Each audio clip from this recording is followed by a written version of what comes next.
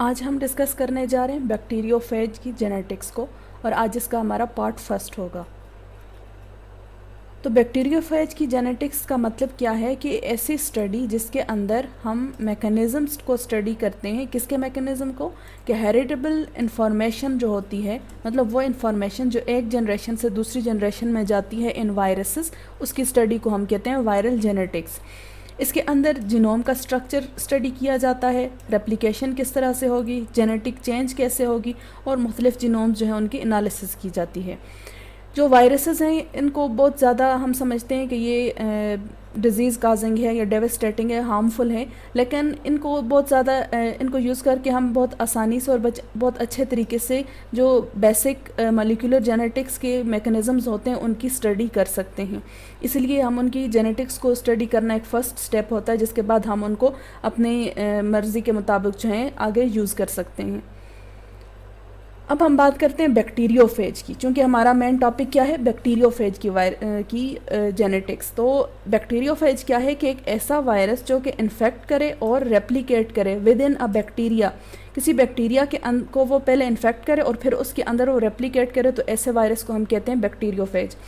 ये जो वर्ड है बैक्टीरियोफेज, ये बैक्टीरिया एंड फेगन दो वर्ड से मिलके बना है, जिसमें से बैक्टीरिया तो बैक्टीरिया से लिया गया ऑफ कोर्स, एंड फेगन का मतलब है टू डेवोर और ईट, मतलब कि ये बैक्टीरिया ईटिंग वायरसेस होते हैं। ये सिंगल स्ट्रैंडेड भी हो सकते हैं और डबल स्ट्रैंडेड भी होते हैं, और इनके गिर्द जो है मोस्टली हमें प्रोटीन या कैप्सिड का जो कवर है वो भी देखने को मिलता है। इनका जो जीनोम साइज़ है वो बहुत ज़्यादा वेरी करता है, कि हम कह सकते हैं कि वो 4 जीन्स भी हो सकते हैं, मिनिमम 4 जीन्स भी हो सकते हैं, और मैक्सिमम अगर जाएं तो हंड्रेड्स ऑफ जीन्स भी देखने को मिलते हैं। जो मेरीन बैक्टीरिया हैं उनके तकरीबन 70% जो हैं वो फेजेस से इन्फेक्ट होते हैं, मतलब कि उनको बाकी कोई दूसरी चीज़ें भी इन्फेक्ट कर सकती हैं, दूसरे माइक्रोब भी इन्फेक्ट कर सकते हैं, लेकिन 70% मेरीन बैक्टीरिया जो हैं वो फेजेस की वजह से ही इन्फेक्ट होते हैं। अब तकरीबन जो ICTV है उन्होंने तकरीबन 19 फैमिलीज़ जो हैं वो वायरसेस की ऐसी डिस्कवर की हैं या रिकॉग्नाइज़ की हैं जो कि बैक्टीरिया को इन्फेक्ट करती हैं और उसके साथ साथ आर्चिया को भी इन्फेक्ट करती हैं, जिनमें से जो 9 फैमिलीज़ हैं वो टोटली सिर्फ़ और सिर्फ बैक्टीरिया को ही इन्फेक्ट करती हैं। तो अगर हम देखें तो ये जितने भी बैक्टीरिया को इन्फेक्ट करने वाले वायरसेस होते हैं, इनकी लाइफ साइकिल 2 फॉर्म्स पे या 2 स्टेजेस में होती है। एक लाइटिक साइकिल हम जिसको कहते हैं, जिसके अंदर वो वायरुलेंसी शो करता है, और दूसरी होती है लाइजोजेनिक साइकिल, जिसमें वो टेम्परेट होता है, वो या तो शिफ्ट हो सकता है टुवर्ड देयर वायरुलेंसी या फिर वो पीसफुल कंडीशंस में भी सर्वाइव कर सकता है विद बैक्टीरिया। अब हम एक स्पेशल केस डिस्कस करने जा रहे हैं जो कि है लैम्डा फेज। तो लैम्डा फेज वो एक स्पेशल बैक्टीरियोफेज है जो कि इकोलाई को इन्फेक्ट करता है, और ये सबसे ज़्यादा स्टडी, चूँकि बैक्टीरिया में अगर हम बात करें तो इकोलाई एक ऐसा बैक्टीरियम है जो सबसे ज़्यादा स्टडी किया गया है, तो इसी लिहाज से जो उसको इन्फेक्ट करने वाला बैक्टीरिया है लैम्डा फेज। तो वायरसेस में अगर हम बात करें, स्पेशली जो बैक्टीरियोफेज वायरस हैं उनके अंदर जो लैम्डा फेज है उसको सबसे ज़्यादा आज तक स्टडी किया जा चुका है। ये 1950s में एस्थर लेडरबर्ग ने इसको सबसे पहले डिस्कवर किया था। ये वायरस टेम्परेट है, मतलब इसका ये है कि ये लाइटिक और लाइजोजेनिक साइकिल के दरमियान चूज़ कर सकता है, ये दोनों तरह के स्टेटस में ये सर्वाइव कर सकता है, और इस वजह से हम कहते हैं कि कुछ इस पर डिपेंड करता है कि ये लाइटिक साइकिल अडॉप्ट करता है या लाइजोजेनिक की तरफ जाएगा। तो यहाँ पे अगर आप देखें, ये है वो इकोलाई जिसको मोस्टली जो लैम्डा फेज है वो इन्फेक्ट करता है।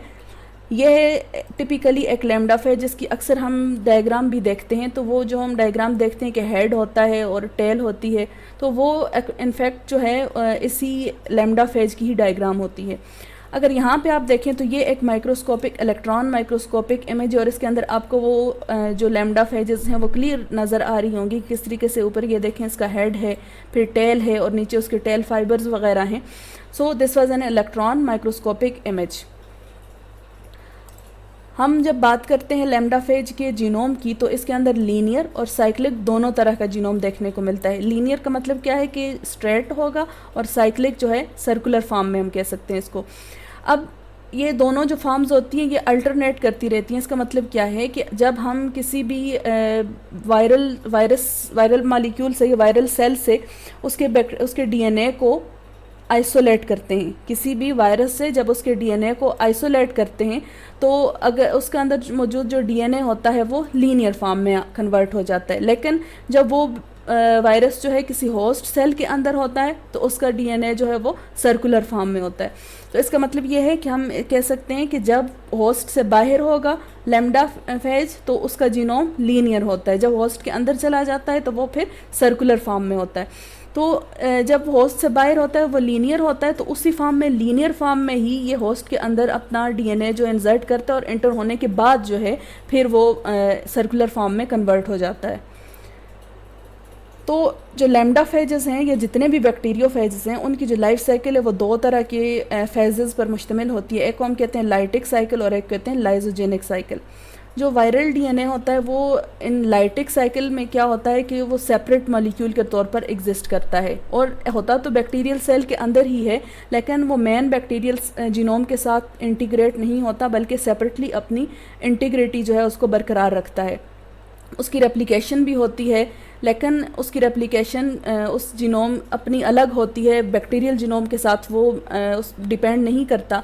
अलग जिस तरह से अगर आप देखें कि ये सपोज़ एक बैक्टीरिया है और इसके अंदर ये अपना जीनोम है बैक्टीरिया का, और इसके अंदर अगर कोई वायरल जीनोम मौजूद है तो ये वायरल जीनोम अलग से अपनी रेप्लिकेशन करेगा और बैक्टीरियल जीनोम अपनी रेप्लिकेशन करेगा। और ये दोनों जो हैं जनरेशन आफ्टर जनरेशन ऐसा हो सकता है कि ये जब ये बैक्टीरिया डिवाइड होगा, बाइनरी फिशन हो या कोई भी रिप्रोडक्शन का इसका मैकेनिज़्म हो, तो आगे जो दूसरी डॉटर सेल्स बनेंगे उनके अंदर भी इसी तरह के आप देखेंगे कि जो वायरल और बैक्टीरियल जीनोम है दोनों मौजूद होंगे।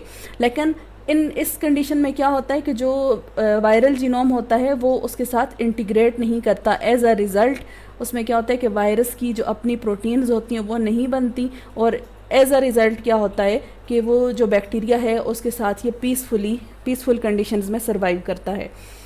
जबकि दूसरी तरफ अगर आप देखें तो लाइजोजेनिक साइकिल है। लाइजोजेनिक साइकिल में क्या होता है कि viral DNA integrates with bacterial DNA, ये उसके साथ इंटीग्रेट कर जाता है। किस तरीके से कि सपोज़ ये था जो एक बैक्टीरिया जिसका ये अपना जीनोम है और बैक्टीरियल जीनोम जो है उसके साथ जाके कहीं ना कहीं जो है इंटीग्रेशन शो करेगा और उसके साथ अटैच हो जाएगा, तो इसको हम कहते हैं लाइजोजेनिक साइकिल।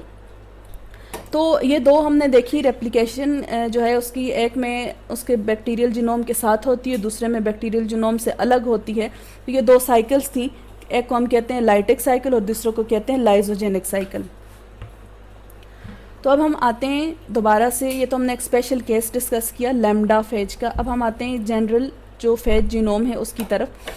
तो जो फेज जीनोम है इसका जो साइज़ आप देखें या फॉर्म्स देखें तो बहुत ज़्यादा इसकी वैरायटी हैं, बहुत मिलियंस ऑफ डिफरेंट फेजेस जो हैं उनके millions of different forms and size के जीनोम हमें देखने को मिलते हैं।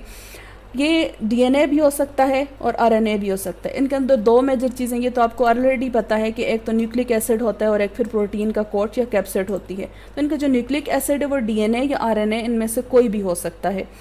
जीनोम साइज़ की अगर बात करें तो तकरीबन 2 से 200 किलो बेस पेयर तक जो है इनका जो जीनोम साइज़ है वो वेरी कर सकता है।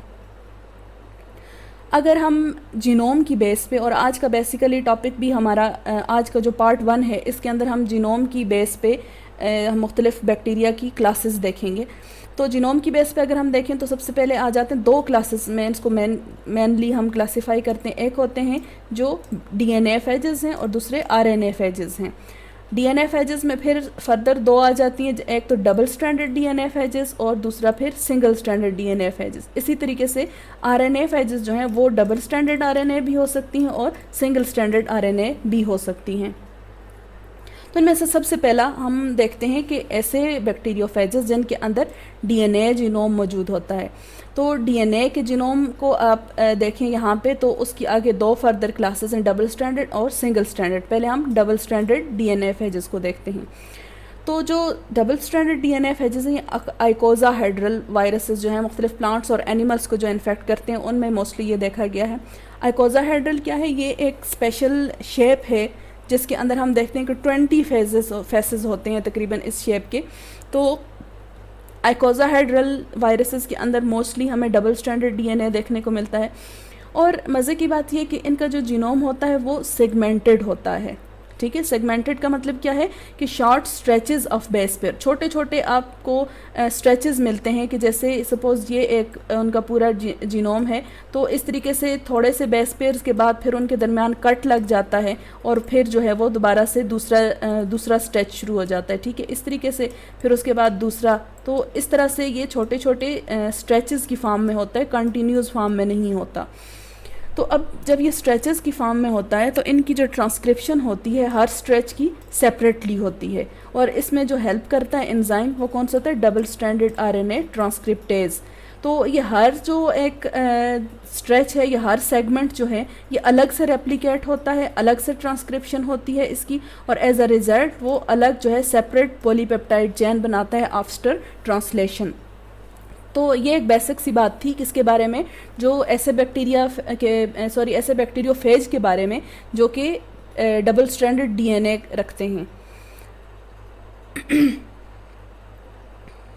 तो हम देखते हैं कि डबल स्ट्रैंडेड डीएनए जिन फैमिलीज़ में मौजूद होता है वायरस की, वो कौन कौन सी हैं। तो सबसे पहले आ जाती है फैमिली मायोवायरिडी। ये आइकोसाहेड्रल हैं, आइसोमेट्रिक हैं और एलोंगेटेड इनका हेड होता है, ठीक है। इसके अलावा इनकी जो टेल होती है वो हेलिकल और रिजिड होती है, और इनके ऊपर जो टेल के ऊपर एक शीथ या एक कवरिंग भी होती है जिसको हम टेल प्लेट भी कहते हैं। टेल फाइबर्स जो हैं मौजूद होते हैं। टेल फाइबर्स कौन से हैं, टेल फाइबर्स ये हैं, ठीक है। ये जो स्ट्रक्चर है इनको हम कहते हैं टेल फाइबर्स। तो इनके अंदर जो फर्स्ट वन हमने देखी मायोवायरिडी, इनके अंदर टेल फाइबर्स भी मौजूद और स्पाइक्स भी मौजूद होते हैं। इसकी एग्जांपल क्या है कि ऐसे वायरसेस जो इकोलाई को इन्फेक्ट करते हैं, जिनको हम कोलाई फेजेस भी कहते हैं, और उनकी अगर आगे फर्दर आप स्पेसिफाई करें ज़्यादा तो T2 है, T4 और T6। सेकंड आ जाती है, ये हम डबल स्ट्रैंडेड डीएनए फेजेस देख रहे हैं। सेकंड फैमिली है स्टाइलोवायरिडी। तो स्टाइलोवायरिडी भी आइकोसाहेड्रल हैं, आइसोमेट्रिक इनका हेड होता है, जबकि फ़र्क आप देखें कि इन जो फर्स्ट वन था मायोवायरिडी, उनकी जो टेल थी वो क्या थी, हेलिकल और रिजिड थी, जबकि जो स्टाइलोवायरिडी हैं उनकी जो टेल है वो लॉन्ग और फ्लेक्सिबल होती है। अब दूसरा एक फ़र्क ये आ गया। दूसरा फ़र्क इन दोनों के दरमियान क्या होता है कि फ़र्स्ट वन में हमने देखा था कि जो टेल फाइबर्स हैं वो प्रेजेंट होते हैं, जबकि इसमें ज़रूरी नहीं है, टेल फाइबर्स में और में नॉट प्रेजेंट, या तो मौजूद होंगे या मौजूद नहीं भी हो सकते। तो इसकी एग्जांपल क्या है, वही कोलाइफेज लेकिन T1 और T5। थर्ड है फैमिली पिडोवायरिडी। ये भी आइकोसाहेड्रल आइसोमेट्रिक हेड होता है इसका, और इसकी जो टेल के ऊपर कवर हमने पिछली टाइप्स में जो देखा था वो मौजूद नहीं होता, बल्कि शीथलेस टेल होती है इसकी, और मोस्टली जो है उसकी जो टेल होती है वो हेड से शॉर्ट होती है। टेल फाइबर्स अगेन इसमें या तो मौजूद होंगे या नहीं भी हो सकते। इसकी एग्जांपल्स आप देखें तो E coli phase T3 and T7 आ जाती है इसमें। फिर है नंबर फोर्थ फैमिली कॉर्टिवायरिडी। इसके अंदर भी आइकोसाहेड्रल आइसोमेट्रिक हेड होता है, लेकिन टेल अगेन इसके अंदर एब्सेंट है, ठीक है, इसकी टेल ही मौजूद नहीं है। तो इसके अलावा इसके अंदर एक जो डिस्टिंक्टिव फीचर है वो क्या है कि इसकी जो कैप्सिड होती है उसके साथ प्रोटीन तो ज़ाहिर है मौजूद होगी, और कैप्सिड होती ही प्रोटीन है मेनली, लेकिन इसकी प्रोटीन के साथ साथ लिपिड्स भी मौजूद होंगे।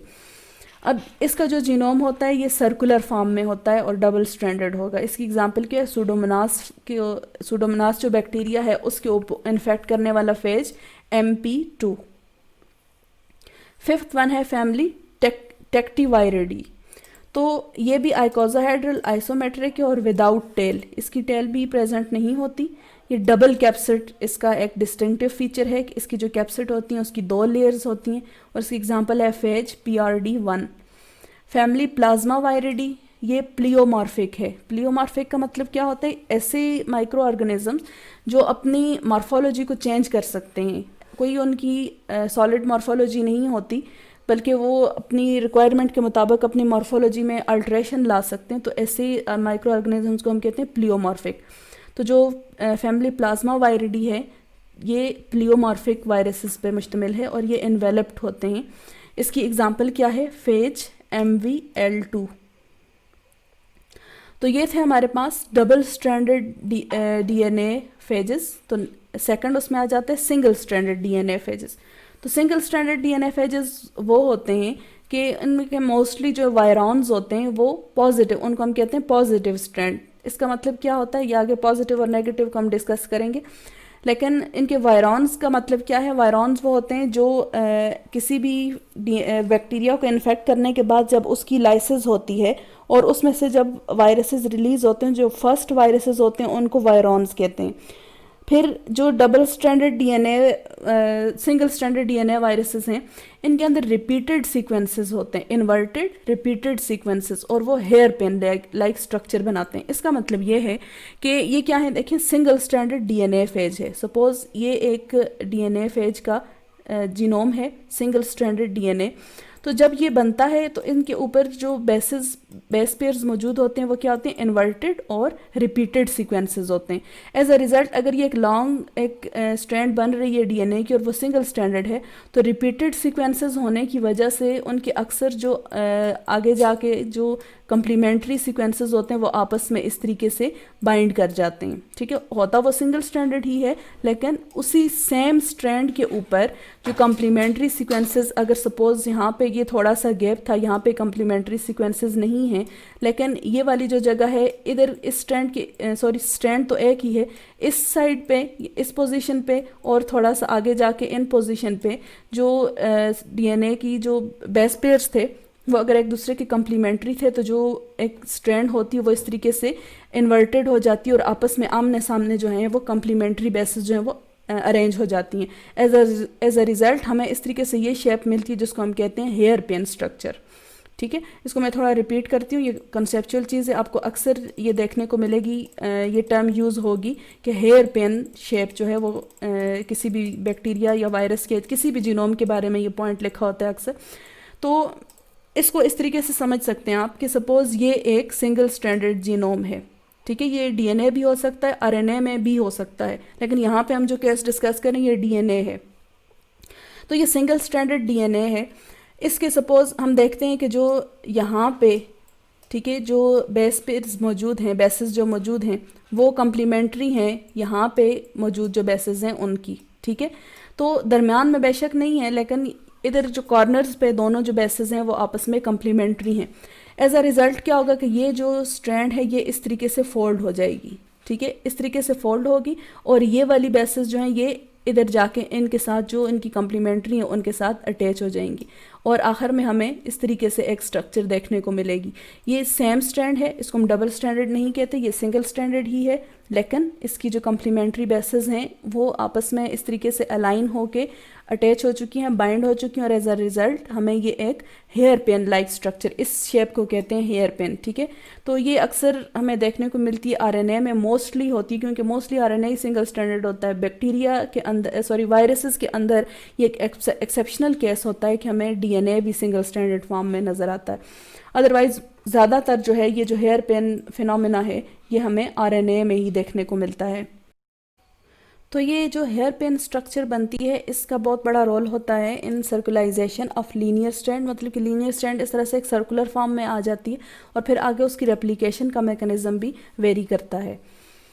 तो सिंगल स्ट्रैंडेड डीएनए के अंदर हम देखें, डीएनए फेजेस के अंदर तो मुख्तलिफ फैमिलीज़ ऐसी हैं जिनके अंदर हमें ये देखने को मिलता है। तो सबसे पहले आ जाती है माइक्रोवायरिडी। ये आइकोजाहेड्रल आइसोमेट्रिक है और इसका टेल या इन्वेलप दोनों मौजूद नहीं होते।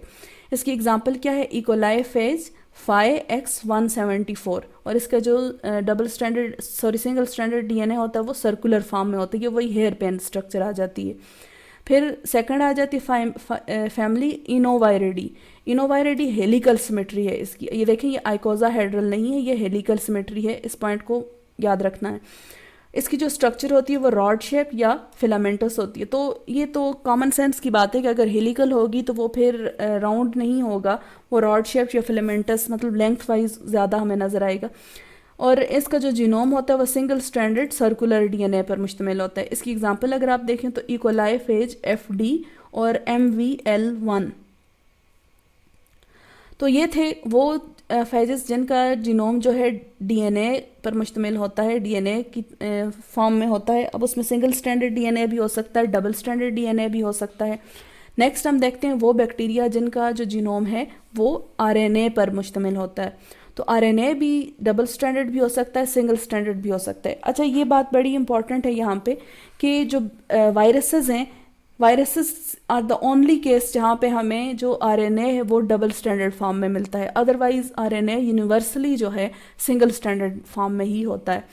तो अगर हम डबल स्टैंडर्ड आरएनए की बात करें तो जो वायरसेस हैं उनका जो डबल स्टैंडर्ड आरएनए मॉलिक्यूल होता है उनके मुख्तलिफ सेगमेंट्स बने होते हैं। फर्स्ट केस क्या है कि सेगमेंट्स की फॉर्म में हो गए, जैसे हमने पहले बात की कि देखें अगर ये डबल स्टैंडर्ड आरएनए है, ठीक है, ये डबल स्टैंडर्ड आरएनए है, तो एक तो ये जिस तरह से आपके सामने अभी मैंने ड्रा किया ये कंटिन्यूस है, या आप कह सकते हैं कि ये सिंगल एक ही मॉलिक्यूल होता है पूरे जीनोम के अंदर, या फिर ये इस तरीके से छोटे छोटे सेगमेंट्स की फॉर्म में भी हो सकता है। तो ये दोनों केसेस जो हैं हमें RNA double standard RNA viruses में देखने को मिलते हैं। इसमें अगर आप देखें तो जो इन्फ्लुएंजा वायरस है उसके अंदर उसके जीनोम के अंदर 8 सेगमेंट्स मौजूद होते हैं। अब ये जो वायरसेस होते हैं इनको हम पॉजिटिव भी कहते हैं और हम इनको नेगेटिव स्ट्रैंड्स ऑफ आरएनए के हिसाब से भी अरेंज करते हैं। इसका मतलब क्या है कि पॉजिटिव स्ट्रैंड्स वाले हम उनको कहते हैं कि जिनके अंदर वो वाला मैसेंजर आरएनए मौजूद जिनके अंदर वो वाला आरएनए मौजूद होता है जो directly as messenger RNA function करता है। मैसेंजर आरएनए का फंक्शन क्या है? मैसेंजर आरएनए डीएनए से इंफॉर्मेशन लेके जाता है फॉर प्रोटीन सिंथेसिस या फॉर ट्रांसलेशन, ठीक है। तो अब इनके अंदर क्या है, हम क्या बात कर रहे हैं कि एक डबल स्ट्रैंडेड डीएनए मॉलिक्यूल मौजूद होता है, तो डबल स्ट्रैंडेड आरएनए मॉलिक्यूल मौजूद होता है। तो इनके आरएनए के अंदर कोई एक स्ट्रैंड ऐसी होगी, डबल स्ट्रैंडेड है ना, तो उनके अंदर कोई उसकी 2 स्ट्रैंड्स में से कोई एक स्ट्रैंड ऐसी होगी कि जिसके अंदर अपनी ट्रांसक्रिप्शन की प्रॉपर्टी मौजूद है, ठीक है, मतलब कि वो एज मैसेंजर आरएनए यूज़ हो सकता है। तो ऐसे वायरसेस जिनके अंदर वो वाला डीएनए स्ट्रैंड मौजूद हो जो कि आगे वो वाला आरएनए स्ट्रैंड मौजूद हो जो कि डायरेक्टली इन्वॉल्व हो या डायरेक्टली पार्टिसिपेट कर सके इन प्रोटीन सिंथेसिस और transcription, such virus is called positive stranded virus, ठीक है। तो सेकंड इसके अपोजिट कौन सा है? Negative strand. नेगेटिव स्ट्रैंड ऐसे वायरसेस होते हैं जिनके अंदर जो मौजूद जीनोम होता है वो खुद डायरेक्टली है, तो वो आरएनए है। देखें जो ट्रांसक्रिप्शन होती है वो किसके थ्रू होती है? आरएनए की होती है, ठीक है। लेकिन जो इसके मौजूद आरएनए होते हैं किसके? पॉजिटिव के आरएनए होते हैं, वो वही टिपिकल आरएनए होते हैं, वो बेसिकली वही मैसेंजर आरएनए होते हैं जो कि ट्रांसक्रिप्शन के बाद फिर इंफॉर्मेशन को लेके जाते हैं टूवर्ड्स ट्रांसलेशन। लेकिन जो नेगेटिव स्ट्रैंड होते हैं इनके अंदर मौजूद जो आरएनए होते हैं वो इस तरह से किसी मैसेंजर आरएनए के तौर पर डायरेक्टली फंक्शन नहीं कर सकते, बल्कि उसके लिए उन्हें पहले ट्रांसक्रिप्शन उनकी होगी, ठीक है, और फिर जो है वो कन्वर्ट होंगे मैसेंजर आरएनए में। उससे पहले वो नॉर्मल एक आरएनए मॉलिक्यूल होते हैं, वो मैसेंजर आरएनए नहीं होते। तो जो पॉजिटिव हैं वो क्या होते हैं? उनके अंदर मौजूद जो आरएनए है वो डायरेक्ट, हम कह सकते हैं कि जो जनरली हम देखते हैं मैसेंजर आरएनए वो डायरेक्टली उस तरह का होता है और वो इटसेल्फ जो है फ़ौरन से इन्वॉल्व हो सकता है किसी भी प्रोटीन सिंथेसिस की एक्टिविटी में। लेकिन जो नेगेटिव स्ट्रैंड्स होती हैं उनके अंदर मौजूद जो आरएनए मॉलिक्यूल होता है उसको पहले ट्रांसक्रिप्शन होनी उसकी लाजमी होती है, मतलब कि उसको कन्वर्ट किया जाता है इनटू मैसेंजर आरएनए, ठीक है। वो नॉर्मल आरएनए होता है और वो कन्वर्ट होता है into messenger RNA, then it can participate in protein synthesis. तो इसकी जो ट्रांसक्रिप्शन करता है एक एंजाइम होगा जिसको हम कहते हैं सिंगल स्ट्रैंडेड आरएनए ट्रांसक्रिप्टेज। तो जब ये सिंगल स्ट्रैंडेड आरएनए ट्रांसक्रिप्टेज जो है ये उस नॉर्मल आरएनए की ट्रांसक्रिप्शन करता है और उसको कन्वर्ट कर देता है into messenger RNA, then it can participate in protein synthesis और ट्रांसलेशन। तो ये 2 टाइप्स थी हमने देखी जो कि आरएनए वायरसेस में अक्सर हमें देखने को मिलती हैं कि पॉजिटिव स्ट्रैंड और नेगेटिव स्ट्रैंड आरएनए वायरसेस। तो अगर हम आरएनए स्ट्रैंडेड और स्ट्रैंड में डबल स्ट्रैंडेड वायरसेस की फैमिलीज देखें तो सबसे पहले आ जाती है सिस्टोवायरिडी।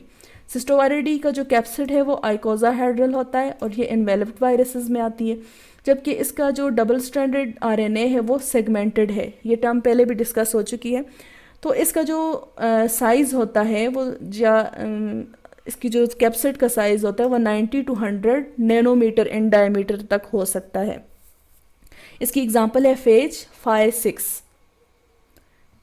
ये था हमारा डबल स्ट्रैंडेड आरएनए वायरसेस, ठीक है, ऐसे वायरसेस जिनके अंदर डबल स्ट्रैंडेड आरएनए मॉलिक्यूल मौजूद होता है। अब हम देख रहे हैं कि आरएनए की दूसरी जो फॉर्म है मतलब सिंगल स्ट्रैंडेड आरएनए वायरसेस, तो उसमें जो फर्स्ट फैमिली है वो कौन सी है, लेवीवायरिडी। लेवीवायरिडी का जो कैप्सिड होता है वो आइकोजाहेड्रल होता है और ये नॉन इन्वेलप्ड हैं। तो ये एक बेसिक डिफरेंस आप देखिए अगर, कि जो डबल स्ट्रैंडेड थे वो इन्वेलप्ड थे, तो single stranded RNA viruses non enveloped होते हैं। इनका सिंगल स्ट्रैंडेड जो आरएनए मॉलिक्यूल होता है वो लीनियर होता है, ठीक है। अब इनका जो साइज़ है वो मोस्टली 26 to 27 नैनोमीटर तक होता है। इसकी एग्जांपल अगर आप देखें तो फेज, MS2 और क्यू बीटा। तो आज हमने फर्स्ट पार्ट किया इन बैक्टीरियल जेनेटिक्स। नेक्स्ट इंशाल्लाह हम देखेंगे कि इनकी जो जेनेटिक्स के अंदर जो मेन जेनेटिक्स है, आज तो हमने उसकी क्लासिफिकेशन देखी on the basis of different genome. तो नेक्स्ट पार्ट में हम इंशाल्लाह इनके जीनोम की स्ट्रक्चर देखेंगे और किस तरीके से मुख्तलिफ स्ट्रक्चर शो करने वाले जो बैक्टीरिया फेजेस हैं उनकी रेप्लिकेशन कैसे होती है। नेक्स्ट टॉपिक में या नेक्स्ट वीडियो में इंशाल्लाह हमारा फोकस ये होगा। तो तब तक के लिए अल्लाह हाफिज़।